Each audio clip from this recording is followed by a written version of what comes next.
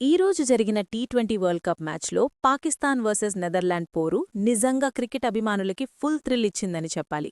Score card చూస్తే Netherland ముందుగా batting చేసి 147 పరుగులు చేయడం చిన్న విషయం కాదు.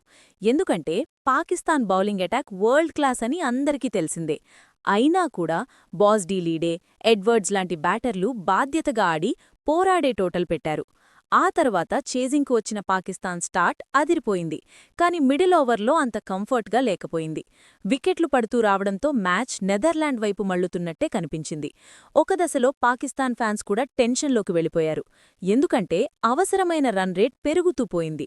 నెదర్లాండ్ బౌలర్లు డిసిప్లిన్ టు బౌలింగ్ చేసి మ్యాచ్ని చివరి వరకు తీసుకెళ్లారు. నిజంగా చెప్పాలంటే నెదర్లాండ్ ఈ మ్యాచ్లో అండర్డాగ్ అయినా ఫైట్ మాత్రం ఛాంపియన్లా చేసింది. కానీ ఇక్కడే మ్యాచ్ టర్నింగ్ పాయింట్ వచ్చింది. ఫహీమ్ అష్రఫ్ క్రీజ్లోకి వచ్చి ఒక్క ఓవర్లో 24 పరుగులు కొట్టడం మ్యాచ్ మొత్తాన్ని మార్చేసింది.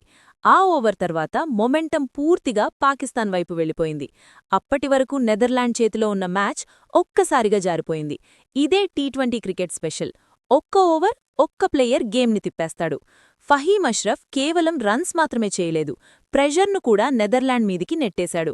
చివరికి పాకిస్తాన్ 19.3 ఓవర్లలో టార్గెట్ చేసి 3 వికెట్ల తేడాతో గెలిచింది. కానీ స్కోర్ కార్డ్ కంటే మ్యాచ్ స్టోరీ పెద్దది. నెదర్లాండ్ గెలవకపోయినా పాకిస్తాన్ను భయపెట్టింది. పెద్ద టీంలను ఎలా ప్రెషర్లో పెట్టాలో చూపించింది. ఈ వరల్డ్ కప్లో అసోసియేట్ టీమ్స్ను లైట్గా తీసుకుంటే ఎలా ఉంటుందో పాకిస్తాన్కు ఈ మ్యాచ్ ఒక వార్నింగ్లా చెప్పాలి. అలాగే పాకిస్తాన్ కోసం చూస్తే మిడిల్ ఆర్డర్ స్టెబిలిటీ ఇంకా అవసరం అనిపించింది. టాప్ ఆర్డర్ త్వరగా అవుట్ అయితే ప్రెషర్ పెరుగుతోంది. కానీ ఫినిషర్లు మ్యాచ్ గెలిపించడం పాజిటివ్. మొత్తం మీద ఇది చిన్న మ్యాచ్ కాదు, వరల్డ్ కప్ టోన్ సెట్ చేసిన మ్యాచ్. ఫ్యాన్స్కు entertainment full, tension full, drama full. ఇక మీరే చెప్పాలి గైస్, మీకు ఎవరి పర్ఫార్మెన్స్ నచ్చింది?